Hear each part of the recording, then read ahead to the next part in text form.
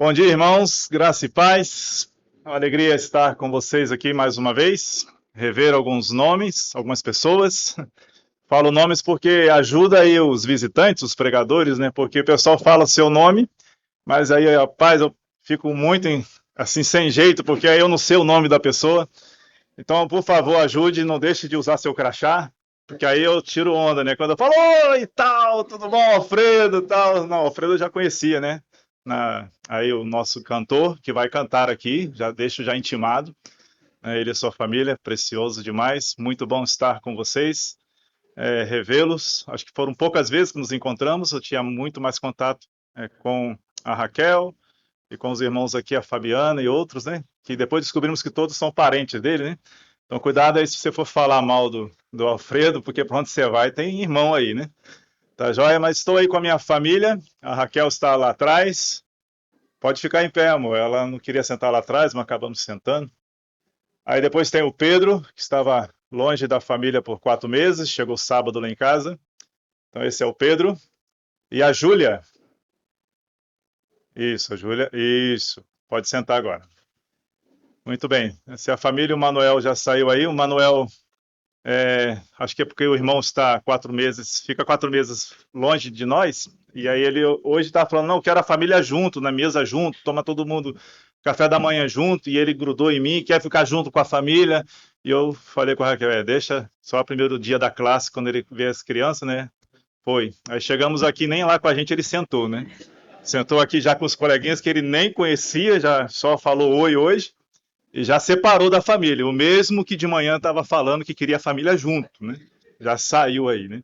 Então é um prazer, repito, estar com os irmãos. Também quero expressar aqui a gratidão por todo o carinho com nossa família, pelo convite. Também ontem podemos chegar mais cedo, estivemos com os irmãos ali, pegamos um pouquinho da ministração da palavra, das orações. E foi um pouquinho, irmãos, mas foi muito especial para mim chegar numa igreja local e ver essa igreja local fazendo exatamente o que o Senhor pediu para fazer há 2000 anos, né? Certa vez, alguém me perguntou assim, hoje tem culto, como é que vai ser? Aí eu falei, culto há 2000 anos é assim, nós chegamos, se é de dia falamos bom dia para as pessoas, depois oramos, cantamos e alguém ministra a palavra, depois conversamos e vamos embora para casa, não tem outra coisa. É para isso que nos reunimos, né? Então foi muito bom encontrar ali os irmãos fazendo a mesma coisa que o Senhor pediu para sua igreja fazer, aquilo que realmente vai sustentar e dar crescimento à igreja, é continuar fazendo exatamente o que o Senhor pediu. E ontem foi precioso ver os irmãos em suas orações, os assuntos mencionados nas orações, foi importante ver ali que os irmãos estão realmente comprometidos com o propósito de Deus em suas orações, na ministração da palavra, na adoração também com cânticos, foi maravilhoso.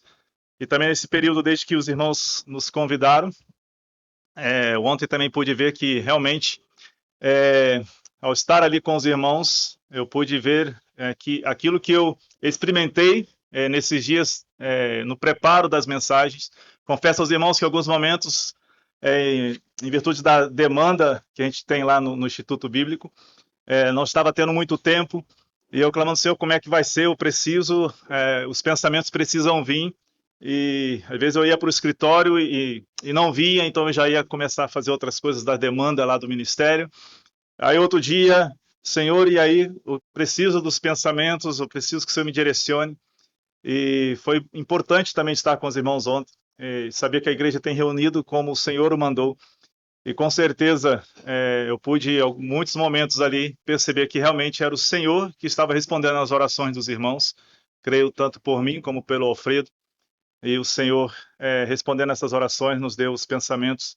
E agora peço que os irmãos continuem orando para que possamos conseguir transmitir fielmente aquilo que o Senhor tem colocado em nossos corações para compartilhar com os irmãos, tá bem?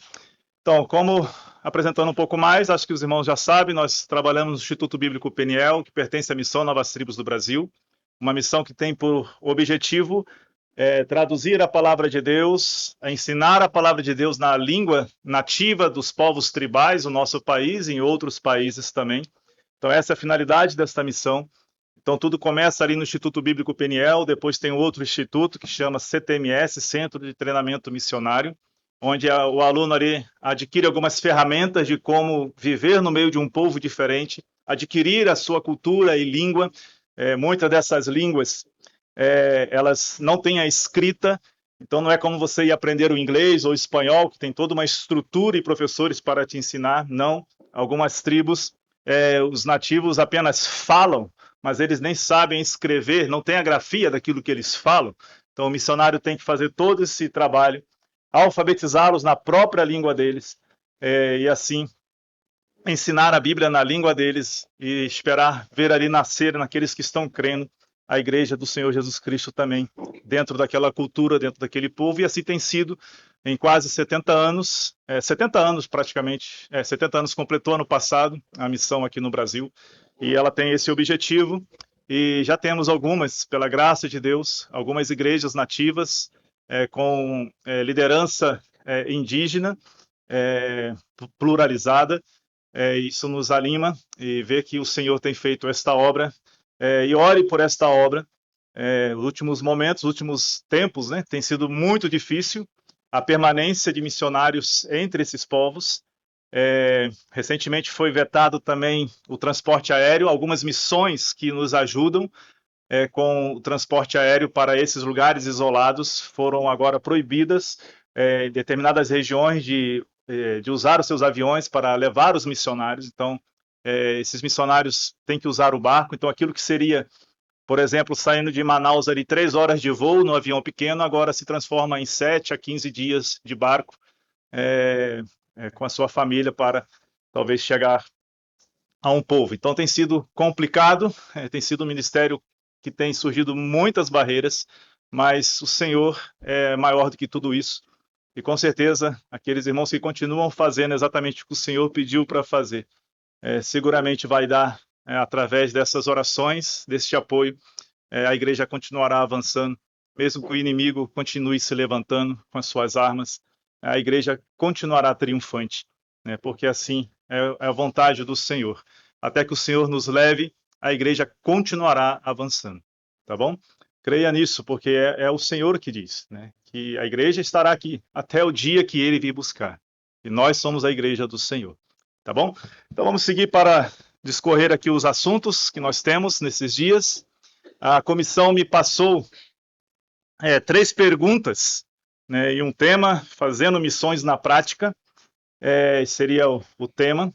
Mas esse tema está aqui envolvido com 3 perguntas que foi me passado, tá bom? O que sou, o que tenho e o que Deus pode fazer. O que sou, o que tenho e o que Deus pode fazer. São as 3 perguntas que me passaram e eu gostaria de discorrer nesses dias, no tempo que terei com os irmãos, pensamentos a partir da palavra de Deus, obviamente, para responder essas perguntas que a comissão me entregou. O que sou, o que tenho e o que Deus pode fazer. Então, hoje, pela manhã, nós vamos começar por essa primeira pergunta. O que sou? Precisamos definir, saber biblicamente o que sou em Cristo Jesus, né? O que eu sou? Para fazer missões na prática, sem você saber bem quem você é no corpo de Cristo, quem você é na pessoa do Senhor Jesus Cristo, é impossível fazer missões. Sem saber o que você tem em Cristo, também é impossível, porque como é que eu vou fazer missões que eu tenho que entregar aquilo que eu tenho, mas eu nem sei o que eu tenho? Então eu preciso saber o que eu tenho. E quando eu descubro também na palavra de Deus o que Deus pode fazer com aquilo que eu sou nele, com aquilo que eu tenho nele, então eu vou estar animado, fortalecido no Senhor, para continuar firme, mesmo que as trevas volte contra mim, impedindo que eu avance. Porque eu sei muito bem quem eu sou, o que eu tenho, e eu sei o que Deus pode fazer. Eu sei que o Deus que eu sirvo, ele pode transformar qualquer vida, qualquer povo com esta palavra, porque nós sabemos biblicamente, temos vários exemplos bíblicos. Um que se destaca no Velho Testamento são os ninivitas, né? Vamos talvez falar sobre eles um pouco no domingo de manhã. Mas Deus pode transformar um povo, né? Só dando um spoiler, né? Vocês sabem que os ninivitas, eles eram um povo cruel, muito cruel, né? Eles praticavam empalamento, é assim que fala, né? Nem preciso entrar em detalhes, depois você pesquisa aí o que é empalamento, né, dos seres humanos, né? E é esse povo cruel que Deus manda um profeta para pregar. E ali há salvação, ali há conversão. Então Deus pode fazer maravilhas em qualquer vida, tá bom? Mas o que sou? Então, duas opções para o que sou. Duas opções, talvez, para você refletir, você que está aqui nesta manhã. O que eu sou? Eu que depositei a minha fé em Cristo Jesus, eu que sou um salvo em Cristo Jesus. Mas o que eu sou? Então, duas opções para você. Será que eu sou um discípulo? Um discípulo é aquele que a cada ensino do Senhor Jesus, a cada instrução do Senhor Jesus, a cada vez que ele lê a palavra de Deus e vê o Senhor Jesus determinando algo, por exemplo, considere o seu irmão superior a si mesmo, ele vai obedecer. Esse é o discípulo. O discípulo é aquele que a cada ensino do Senhor ele se apega e passa a ter então a mesma visão, a mesma missão, a mesma visão de mundo que o seu Senhor tem. Como ele vê o mundo. Então ele é conformado, ele é transformado neste mundo. E ele é confrontado e transformado pela palavra do Senhor. Mesmo quando ele está diante de temas que o Senhor nos apresenta, que às vezes não entendemos, mas ele continua ouvindo o Senhor. A outra opção será que eu sou a multidão? Eu creio em Cristo Jesus, mas eu me pareço mais com a multidão. Agora, quem é essa multidão que está até se aproximando e anda junto? Dentre eles, até pessoas são salvas, mas são apenas multidão. Né? E quem é essa multidão? São aqueles que se aproximam. Mas ao ouvir os ensinos do Senhor Jesus, eles resistem, porque não se encaixa muito bem com meus próprios pensamentos. Então ele resiste a cada ensino do Senhor que confronta as suas convicções, ou talvez confronta aquilo como ele foi criado, da maneira que foi criado. Então, ensinos e verdades bíblicas que confrontam as minhas convicções, eu começo então a resistir. Então, esses estão do lado da multidão, eles não querem ter a mesma visão que o Senhor tem do mundo. Como o Senhor vê esse mundo? Eles não veem. São pessoas que ainda são apegadas a este mundo. Eles não têm a mesma visão que o Senhor tem desse mundo. E qual é a visão que o Senhor tem desse mundo? Está tudo sendo reservado para o dia do juízo. Não há esperança neste mundo. Não. O Senhor julgará, ele virá como juiz, e terminará com tudo isso que nós vemos e restaurará tudo. Então, a multidão ele não se conforma com isso. Ele ainda quer se apegar às coisas desse mundo e desfrutar. Ele não segue, por exemplo, o conselho do apóstolo Paulo quando ele escreve aos Coríntios, dizendo aqueles que vivem no mundo como se do mundo não precisassem. Não, mas eles não conseguem viver sem realmente usufruir de tudo que o mundo tem a oferecer. Então, saber o que sou e viver de acordo com o que sou determinará o que Deus fará em mim e através de mim. Vamos só apenas ler agora um texto em João capítulo 6, não estava aqui no meu script, mas no meu texto aqui, mas eu meditei agora cedo e diante disso tudo que eu estou falando para vocês, eu gostaria de refletir um pouco nesses versículos. João capítulo 6, versículo 60. O que sou? Sou um discípulo ou eu faço parte da multidão? Quem eu sou? João 6, a partir do versículo 60. Diz assim: muitos dos seus discípulos, pessoas que eram discípulos, tendo ouvido tais palavras, palavras difíceis, ensinos difíceis, duros, disseram: duro é este discurso, quem o pode ouvir? Mas Jesus, sabendo por si mesmo que eles murmuravam a respeito de suas palavras, interpelou-os: isto vos escandaliza? Então, discípulos que estava quase se tornando aqui uma multidão, que diante do ensino do Senhor começa a murmurar aquilo que eu falei, ele resiste à orientação bíblica que vem da parte de Deus para as nossas vidas. Então, murmura contra a orientação do Senhor. Então, o Senhor encontra dentre os seus discípulos pessoas que estavam murmurando depois de ouvir o seu ensino. Versículo 62, que será, pois, se virdes o Filho do Homem subir para o lugar onde primeiro estava, né, o Filho do Homem, o Senhor Jesus Cristo. Então ele está falando que vocês vão então pensar quando vocês virem eu voltar para a glória.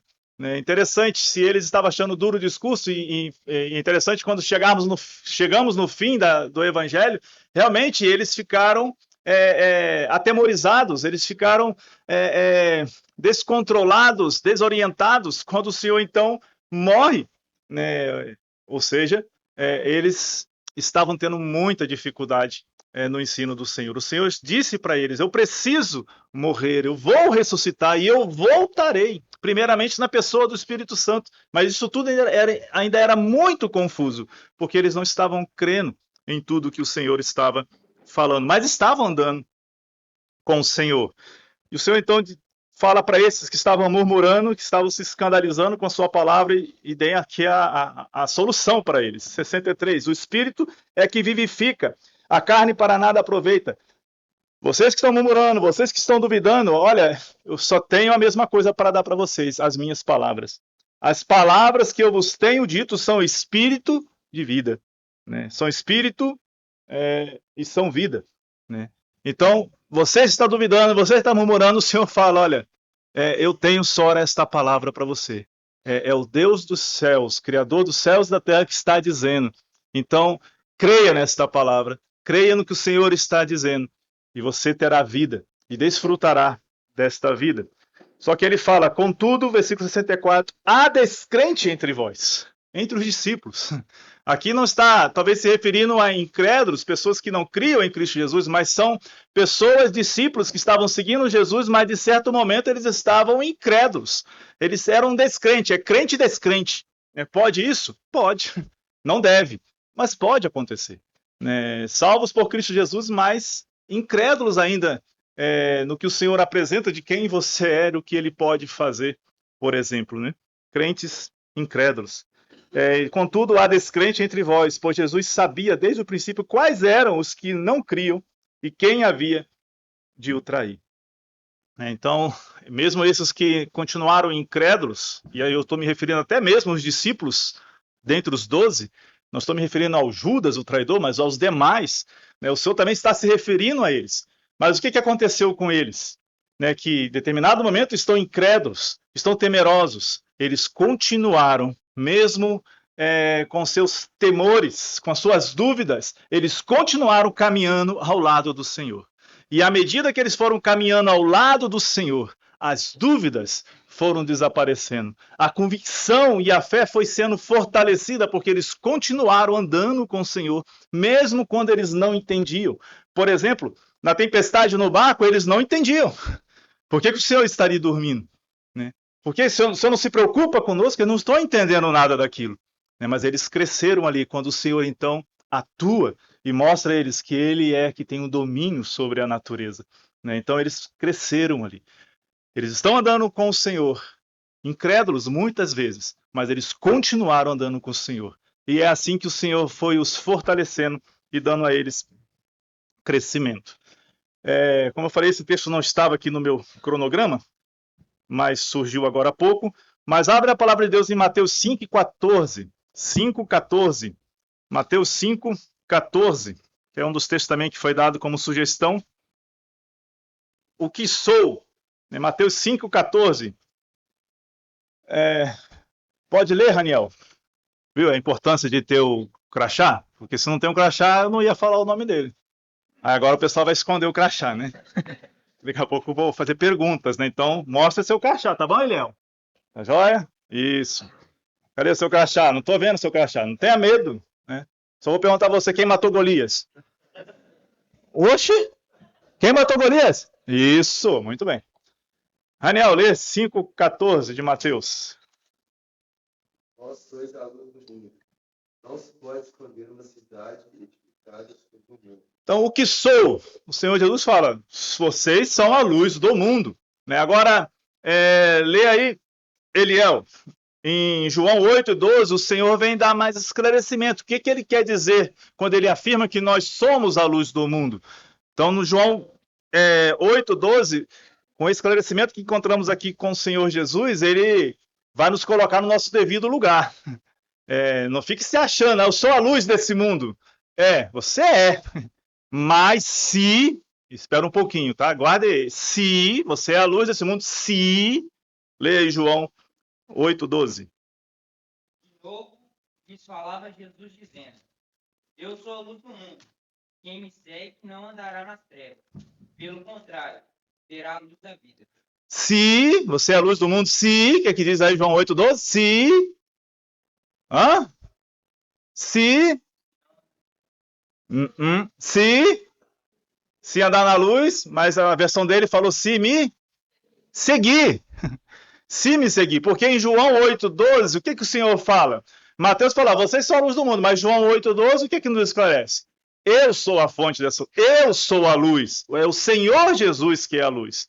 Então você que creu em Cristo Jesus, você que está salvo, lavado pelo sangue de Cristo Jesus, a sua eternidade está garantida, você pode, e não deve, mas você pode viver nesse mundo em trevas.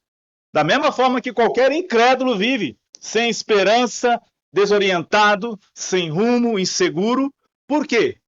Porque em determinado momento, após a sua conversão, você decidiu não seguir mais Jesus. Decidiu se afastar dele. Então, somos luz desde que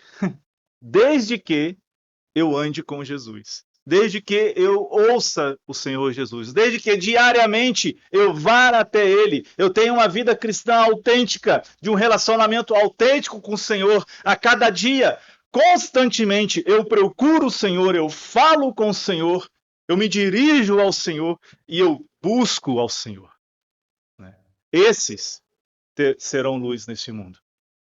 E é assim que nós podemos entender o porquê que muitos crentes não são luz nesse mundo. E atrapalha muito, porque tem o título e realmente são salvos, mas vivem como se não fossem salvos. Por quê? Porque não há vida em você, a vida está em Cristo, Ele é a vida. Na Epístola de João isso fica bem claro. Na Epístola de João, se não me engano, no capítulo 5, ele fala que eu sou a vida é Ele. A vida está nele, ele é a própria vida. Então, para eu desfrutar da vida plena, eu preciso estar em comunhão com ele. Eu preciso estar andando com o Senhor. Então, em João, o Senhor Jesus esclarece um pouco mais e nos coloca no devido lugar. Como também em João capítulo 15 ele fala, sem mim nada podereis fazer.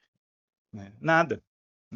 Então, em João, o Senhor Jesus afirma que ele é a luz e apenas os que o seguem, os salvos que os seguem, esses sim, vão andar na luz e vão ser a luz, o luzeiro neste mundo em trevas. Então, para não tropeçar neste mundo,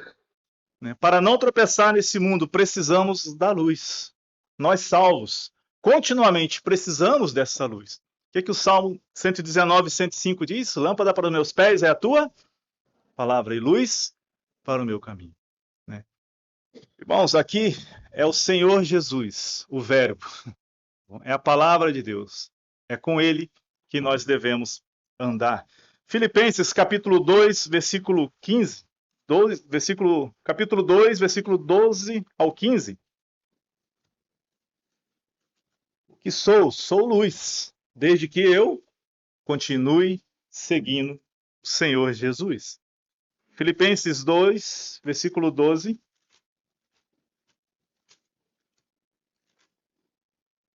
12 ao 15. Vai, Giovanni, lê aí. Porque tem a questão de não apenas usar o crachá, mas sentar na frente, né? Porque minha vista também não vai lá. Né? Aí amanhã ninguém quer sentar aqui na frente. Né? Giovanni. Assim, pois, amados meus, como sempre obedeceste, não só na minha presença, porém muito mais agora na minha ausência, desenvolver a vossa salvação com temor e tremor. Porque Deus é quem efetua em vós tanto querer como realizar, segundo a sua boa vontade. Fazei tudo sem murmurações nem contendas. O 15? Para que vos torneis irrepreensíveis e sinceros, filhos de Deus, inculpáveis no meio de uma geração pervertida e corrupta, na qual resplandecei o conselho do resplandeceis como luzeiros do mundo. Ou seja, eu não sou a luz, eu resplandeço a luz, desde que, pelo contexto que foi lido, eu continue obedecendo o Senhor Jesus, não é isso? Né? Desde que ele efetua, onde está aqui, desenvolver, onde ele fala, versículo 12, assim, pois, amados meus, como sempre obedecestes, né? Então, obedecer a palavra de Deus, andar com o Senhor, você resplandecerá a luz do Senhor, você será luzeiro neste mundo, e assim você vai fazendo a missão na prática, né? Agora, aqui no versículo 13, quando ele fala, porque Deus é quem efetua em vós tanto querer como realizar. Aí alguém se justifica, tudo foi a vontade de Deus, né? Então, o que eu estou vivendo é vontade de Deus, né? É Deus que está colocando em mim esse querer. Não é assim que funciona, não. Né? Quem são as pessoas que Deus vai efetuar o seu querer, de acordo com o contexto que foi lido no versículo 12? Quem são as pessoas que realmente vão viver o querer de Deus? Quem são as pessoas que que Deus vai efetuar o seu querer e realizar o seu querer na sua vida? Quem são as pessoas? Aqueles que obedecem. Aqueles que então têm esse relacionamento com o Senhor de submissão à sua palavra. Esses, Deus vai fazer o quê? Deus vai efetuar neles tanto o querer como o realizar. Porque não tem como você ter o querer de Deus, o realizar de Deus, destituído de uma vida da palavra de Deus, à luz da palavra de Deus, em submissão à palavra de Deus. Tá bom? Então o crente pensa e ele age a partir do Senhor Jesus. O crente ele foi comprado pelo sangue precioso do Senhor Jesus Cristo. Então ele deve pensar e agir a partir de Cristo, a partir do que está na palavra de Deus. Irmãos, e a sociedade constantemente nos desafia a tomarmos decisões: a quem eu vou seguir? As orientações do meu Senhor ou as novidades que aparecem por aí? Por exemplo, recentemente eu fiquei sabendo, eu não li, mas eu fiquei sabendo que no meio da cristandade tem um livro que tem se expandido muito de criação de filhos e que os crentes, em grande maioria, têm gostado e têm passado a ler e aplicado os seus princípios. Se não me engano, o título é Disciplina Positiva. Né? Tem algo mais ou menos sobre isso. Né? E nesse livro, que pessoas estão, olha, já tem um sorriso aí, tem pessoas apreciando. Né? Ali chama, na criação de filhos, por exemplo, que você tem que sempre partir para um diálogo com a criança. Né? E aí entrar numa conversação com a criança. Né? Você precisa, por exemplo, fazer algo, mas os seus filhos não querem. Estou falando aí 5, 6, 7, 10 anos, 12, adolescente, não quer, e agora você vai entrar numa negociação com ele. Né? Aí você se esquece da palavra de Deus, que diz que a estutícia está no coração. Aí o que você vê? Você acha que você vai ganhar esse diálogo, essa conversação? Né? Não. Aí o que você vê? Famílias sendo conduzidas e controladas, as suas decisões, por crianças. As crianças determinam o rumo que a família vai. Né? Porque é disciplina positiva. Né? Mas o que a palavra de Deus fala sobre disciplina? É muito claro. Muito claro. O que a palavra de Deus fala. Mas isso tem se escandalizado o mundo, né? Então não vamos usar os princípios da palavra de Deus. Deve usar. Você tem que decidir quem que você vai confiar. A quem você pertence, o que você é. Eu vou confiar no que o Senhor disse na sua palavra. Agora, em tudo que ele disse, né? Usar a vara é com amor, né? Não é com ódio, com ira, com raiva, né? E tal, e quebrar, né? E tal. Não é assim. Né? Mas é da forma que o Senhor nos coloca. Irmãos, o que somos, como para viver o que realmente somos e assim fazermos missões na prática, devemos entender que nós não pertencemos mais a nós mesmos. Não é a nossa forma de pensar que tem que determinar as minhas ações, as minhas decisões, mas é o que o Senhor me orienta na sua palavra. Por isso, nós precisamos fazer algumas entregas. Eu quero ver com os irmãos rapidamente algumas entregas que precisamos fazer. Se queremos fazer missões na prática, primeiro temos que decidir fazer algumas entregas, porque senão não dá. Se você for sair pelo mundo afora querendo fazer missões sem fazer essas entregas, você não será um luzeiro neste mundo. Você pode atrapalhar e atrapalhar muito. E muitos têm saído assim, né? Muitos têm saído assim, sem primeiro andar com o Senhor. Talvez desfrutam aí de uma grande experiência missionária, um passeio, uma visita missionária, seus corações ficam quentes, né? Mas aí querem ir, mas a igreja olha assim estranho, mas como é que ele quer ir, né? Ele nunca viveu isso que ele está falando que ele quer ir depois dessa viagem missionária que ele fez. Ele nunca ninguém aqui na igreja viu ele viver isso que ele está falando com tanto ardor, né? Mas quer ir. Então, muito cuidado, né, com as novas ferramentas que às vezes é oferecido, né, para despertar os jovens. Não. Jovem, você quer ser despertado para a obra missionária, para andar com o Senhor, é na igreja local. É ali. Uma igreja que continua a fazer a mesma coisa que o Senhor pediu para fazer há 2000 anos. É ali que não apenas vai nascer o seu desejo, mas também vai nascer e você vai ter ali tudo o que você precisa, todos os nutrientes para essa caminhada.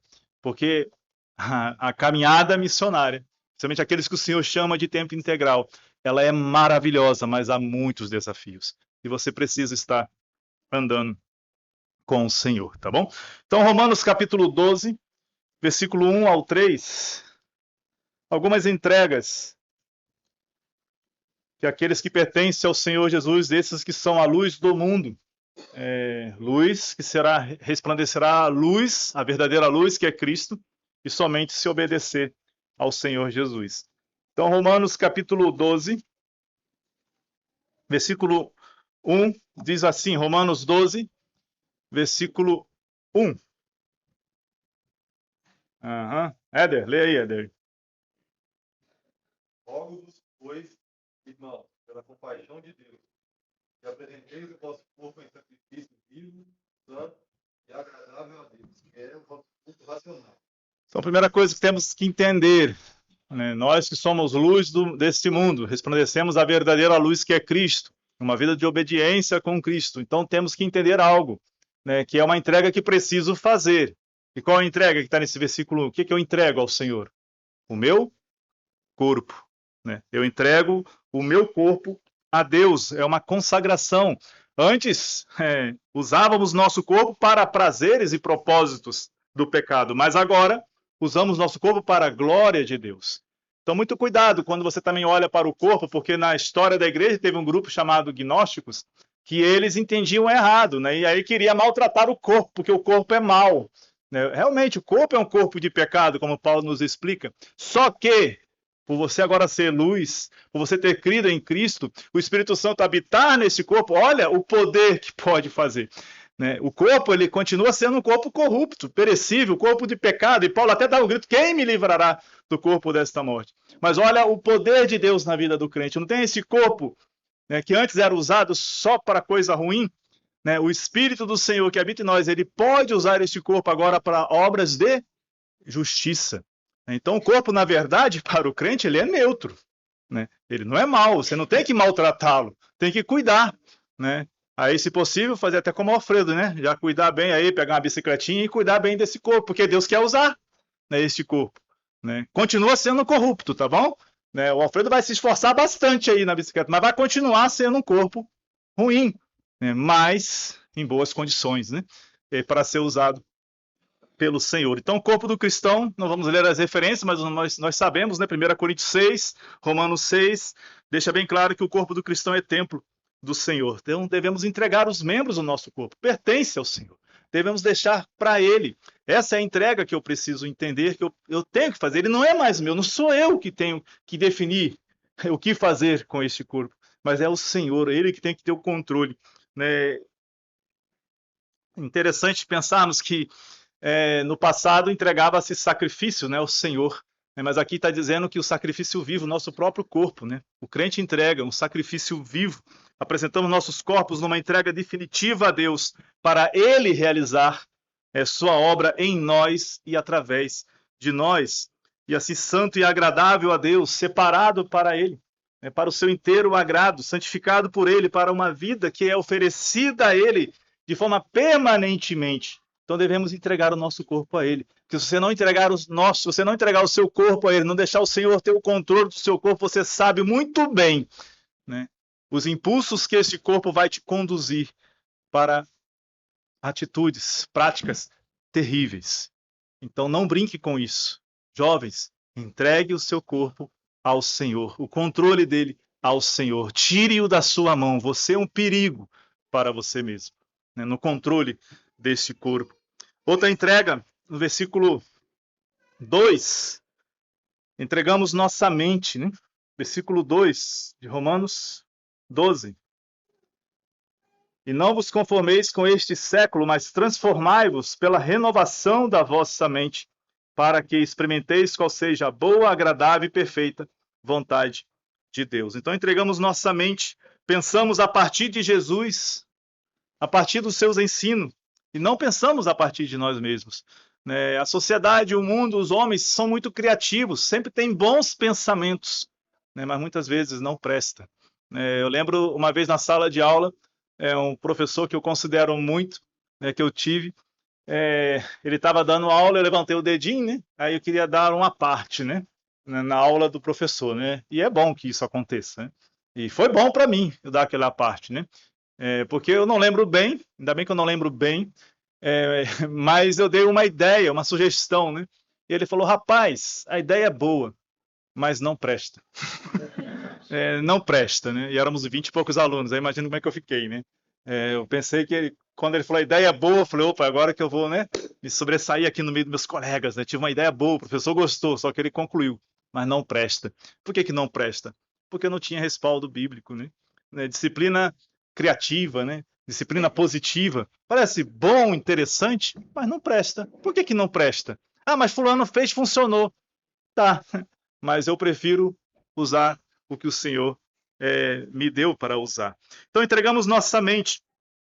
Queridos, o mundo quer controlar nossa mente, mas Deus quer transformá-la, transformar a nossa mente, né?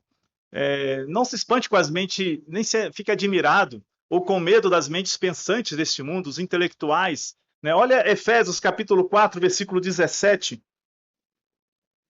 ao 20, Efésios 4, né? Por mais que as mentes brilhantes deste mundo, sociólogos, psicólogos, nada contra nada dessas profissões, tá bom? Dessas formações, mas veja como que Deus olha os intelectuais deste mundo, que vivem indiferente à palavra de Deus. Filipenses capítulo 4. Efésios, desculpa, capítulo 4. A partir do versículo 17, diz assim, Efésios 4:17. Isso, portanto, digo e no Senhor testifico, que não mais andeis como também andam os gentios, na vaidade dos seus próprios pensamentos. Eles têm pensamentos, têm bom, mas é tudo vaidade. Por quê? Porque eles estão obscurecidos, versículo 18, de entendimento. Por quê? Mas eles são inteligentes, eles são fera, eles têm pensamentos top, né? São os intelectuais desse mundo. Mas olha o que a palavra de Deus fala. São obscurecidos de entendimento, alheios à vida de Deus. Eles podem ter bons pensamentos, mas eles não colocam seus pensamentos à luz do que Deus diz. A palavra de Deus não é o guia em seus pensamentos, né? E aí eles são guiados pela vaidade do seu coração. E aí voltamos para a palavra de Deus. O que a palavra de Deus fala em Jeremias 17:9 sobre o coração? Ele é enganoso, né? É desesperadamente corrupto. Quem o conhecerá? Mas as mentes intelectuais e pensantes desse mundo, né, eles têm grandes ideias. Mas a palavra de Deus fala, eles pensam alheios à vida de Deus, por causa da ignorância em que vivem. É assim que o Senhor os vê. Não tem a pessoa mais inteligente, né, o intelectual, o sociólogo, mais assim, destaque neste mundo? À luz de Deus, como Deus o vê? Como um ignorante. Por quê? Porque eles vivem alheios à vontade de Deus. Podem ter ideias boas, mas não presta. Então, muito cuidado, né? Muito cuidado. Eu sei que o estudo, o intelectualismo, buscar o conhecimento é algo que atrai a muitos, né? E é bom.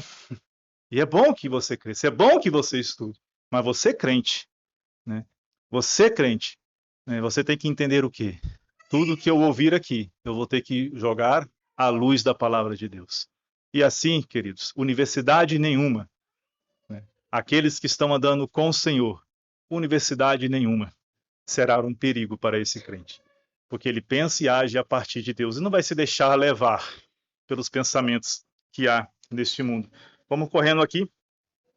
A última entrega que precisamos então fazer, saber se realmente quero ser luzeiro neste mundo, porque eu sou. No versículo 2 ainda, que eu tenho que entregar não apenas a minha mente, mas também entregar minha vontade. Não é mais a minha vontade, mas é a vontade do Senhor. No versículo 2 ainda fala, para que experimenteis qual seja a boa e agradável e perfeita vontade de Deus. Boa, perfeita e agradável só é a vontade de Deus, não são as suas, tá bom? É a vontade de Deus que é boa, perfeita e agradável. Então, a mente controla o corpo.